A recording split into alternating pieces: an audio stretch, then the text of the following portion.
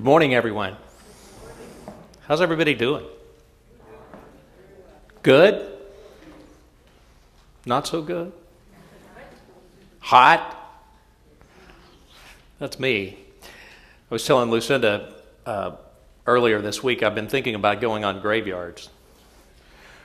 You know, changing my schedule up so that I sleep during the heat of the day, stay up at night. I haven't figured out what I'm going to do in the middle of the night yet. At least I can record shows now. I don't have to follow the time schedule that's on the television set anymore, right? Network time. This morning I wanted to talk to you because I knew you were in the process of searching for a minister. I wanted to talk to you about transitions. And in particular, I'm using primarily as a foundation this book written by one of the Unity Ministerial Education teachers, Robert Brummett. It's called Finding Yourself in Transition. I checked in the bookstore. You don't have it, but maybe you'll get it soon. And if you don't, I would encourage you to get this book. Because there's one thing that we're pretty sure about in life, and that's that things are going to change.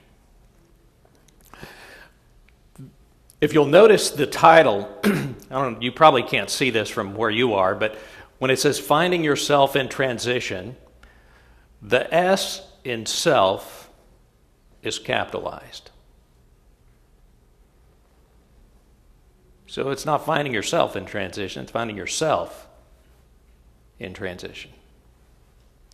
This book, I have to tell you, I first read it when I was in ministerial school, when I had Reverend Brummett as my teacher for pastoral care.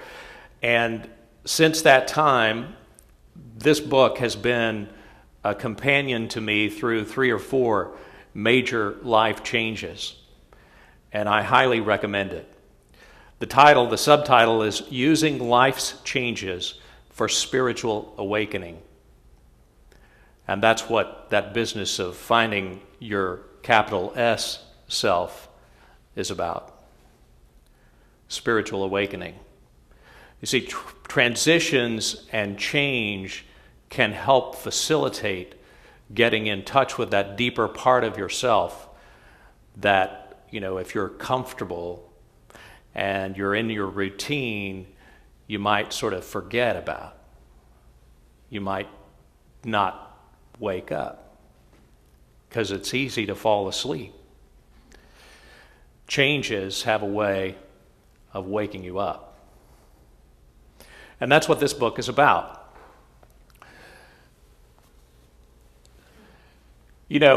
One of the things that Charles Fillmore used to say, if I'm not mistaken, he said it was his favorite Bible verse, Colossians 1:27, Christ in you, the hope of glory. That's yourself, Christ in you. That's your deepest self. And it is your hope of glory. So I encourage you to take advantage of those opportunities that change gives you, to find that, to reconnect with that deepest part of yourself. Another place where Paul says, be transformed by the renewing of your mind. That's what we're talking about doing here.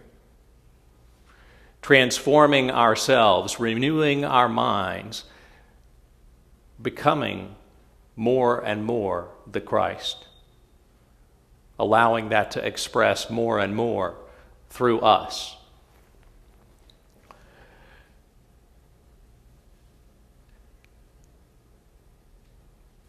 One of the other, I just will share with you a couple of other alternative sort of resources that I think are worthwhile when you're going through changes. And of course, it doesn't matter really whether the change is personal or in a group that you're a part of, in a community that you're a part of. Change can be difficult. And I think it's always worthwhile to have some help along the way. One of those books that I would recommend, in addition to this Finding Yourself in Transition, is a book by Marianne Williamson that she wrote a few years back called The Gift of Change. And to some degree, that's what I'm encouraging you to do today, is to find the gift in change. Most of us are resistant to change. Most of us don't want to change, but we don't want to have to deal with it. Since I left practicing law and went to ministerial school, I can tell you that I haven't had the luxury of not having to deal with change. It's pretty much constant and has been. I think one of the things that when you're on the spiritual path, you almost of necessity have to become friends with change. Because that's what renewing your mind is all about. Being transformed is about change. If you're going to follow the spiritual path, if you're going to be on the spiritual path, if you're going to follow that instruction, be transformed by the renewing of your mind, you are going to have to make friends with change. That doesn't mean you always like every friend you have. But maybe you can begin to make friends with change and at least like it some of the time. Another great book that just came out this year that I don't know how many of you are familiar with Pema Chodron. She's written a book called Living Beautifully with Uncertainty and Change. I highly recommend this book also. I think these are books that if you're having a difficult time going through change, they can support you, affirm your feelings, give you guidance about how to deal with what's happening and how you're feeling. Along this line of becoming more in touch with your true self, I want to share with you a quote from Neale Donald Walsch, who's also written a book about change, by the way. His book is called When Everything Changes, Change Everything. Here's what Neale Donald Walsch says about the purpose of life. The purpose of life is to create yourself, again with a capital S. The purpose of life is to create yourself anew in the next grandest version of the greatest vision ever you held about who you are. It is to announce and become, express and fulfill, experience and know your true self.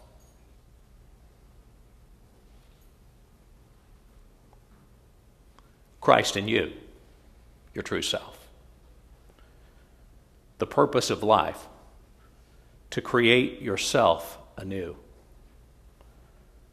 in the next grandest version of the greatest vision ever you held about who you are, to announce and become, express and fulfill, experience and know your true self.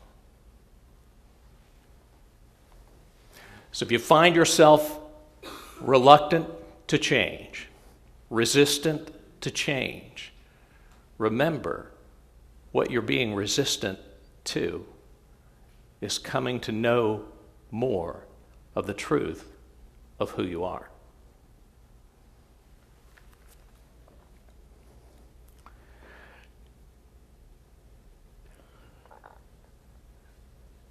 We all know that change happens faster and faster in our society these days. Every time you turn around, you got a new PDA, right? In fact, I saw an advertisement the other day. I think AT&T now has, this is not a commercial, by the way. AT&T has a new deal out now, and I don't know what the terms are, but basically you sign up for it. They'll give you the newest device every year without having to sign up for, another contract or whatever.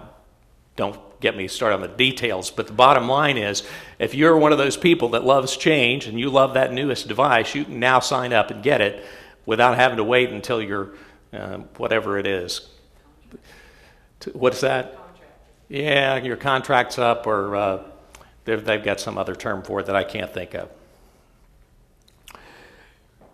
But we know change is inevitable. In fact, I mean, from my perspective now, I have to say that to me, if I look at what I believe God to be, God is evolutionary change. I mean, that change is God in process.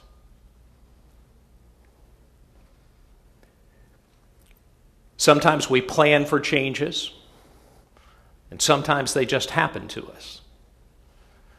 From my own perspective, again, I can say, most of the time, when I'm the one who's in charge of the change, when I'm the one who's responsible for bringing about, making sure it happens, it feels much better than it does when it just happens to me.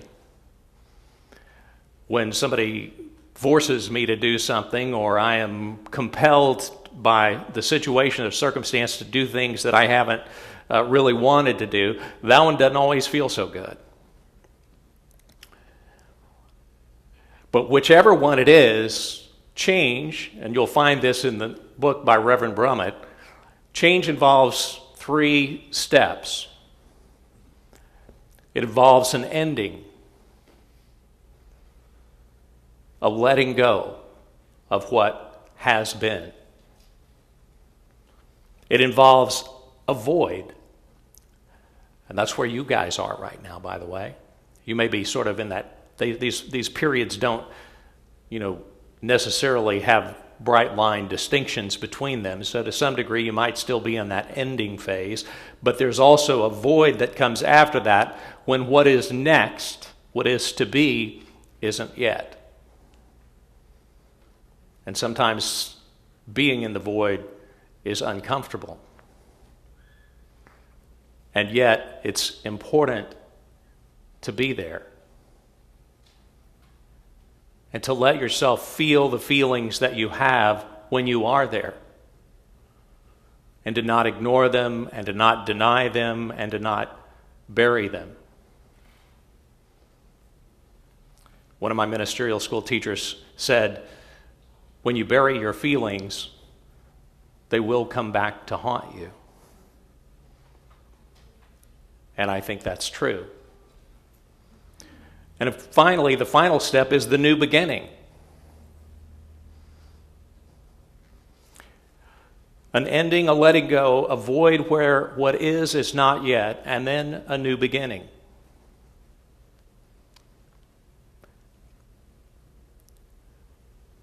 Remember that you have to honor yourself wherever you are, whatever those feelings are.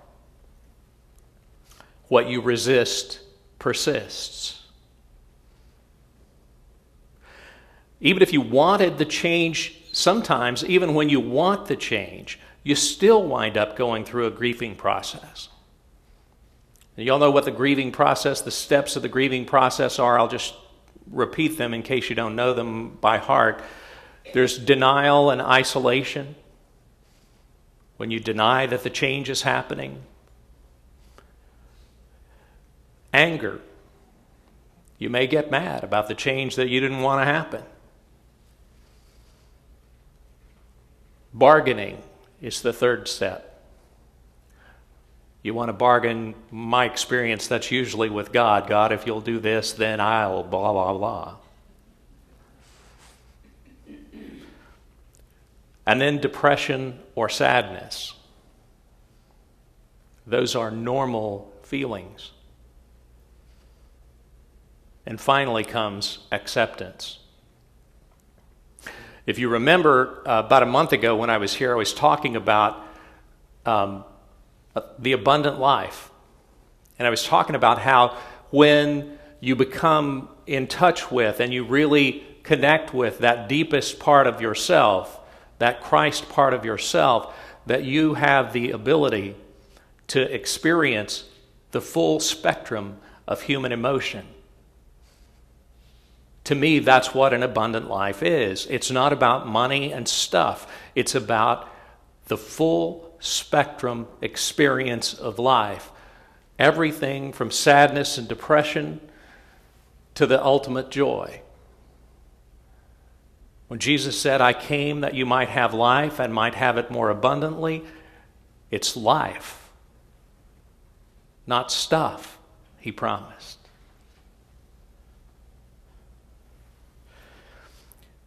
The other thing to remember, of course, is that when you're in a group, different people experience different things at different times. And everybody in this congregation can be a minister. You don't have to have somebody that you pay to be the minister or somebody who's up here in front being the minister. You can be a minister. And one of the ways you can be a minister to other people is to acknowledge and listen and let them have their feelings. It's not always easy. You might be excited. You might be already at stage 5, and they're still at stage 1. One of the things that's important to remember about anger, this is important for you as you're ministering to others, but it's also important as you minister to yourself to recognize that anger is always a secondary emotion. When somebody's angry, it's covering up something else. Usually it's sadness or depression or fear. But remember, as a congregation, to be ministers to each other, especially during this time period between ministers. One of the things Reverend Brummett said, and I won't get it exactly right, it'll be a paraphrase, but he says, when it comes to acknowledging your feelings and acknowledging those of others, he said, the 23rd Psalm said, yea, though I walk through the valley of the shadow of death. He says it says walk. It doesn't say run. It doesn't say skip it. It doesn't say walk around it. It says you walk through it. And whatever you do, don't make camp in it.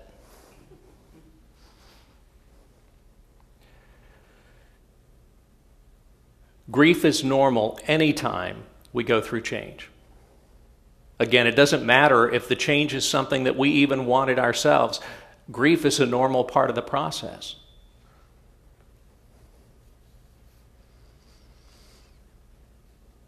So allow that to be okay for yourself and for everybody else. Know that your time and your process are your own. And be patient with those who aren't where you are. I have 2 suggestions for you as you continue in this transition part of this ministry.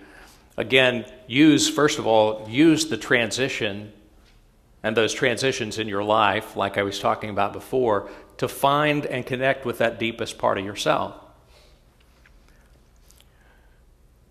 But even as you process your own feelings and your own negative emotions around anything, whether it's the change in the minister or your own situation at home, whatever, always look for possibilities. Don't deny what you've lost, but look for possibilities. Look for possibilities for what could come next, what might already be here, and look for the things that you stand to gain.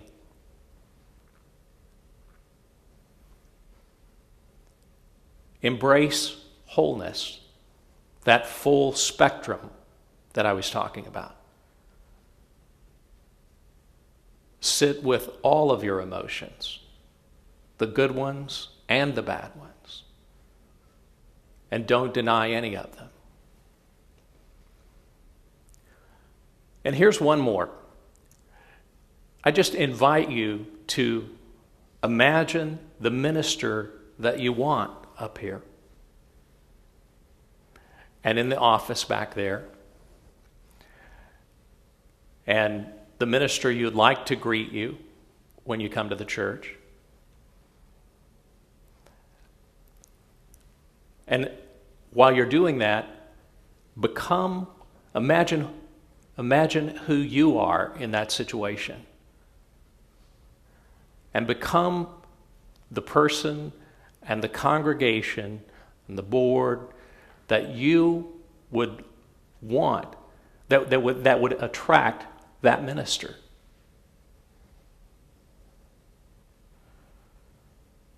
Imagine that minister and become the congregation and the board and the congregant that would attract that minister.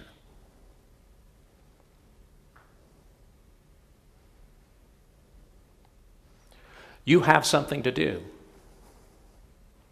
even in the void.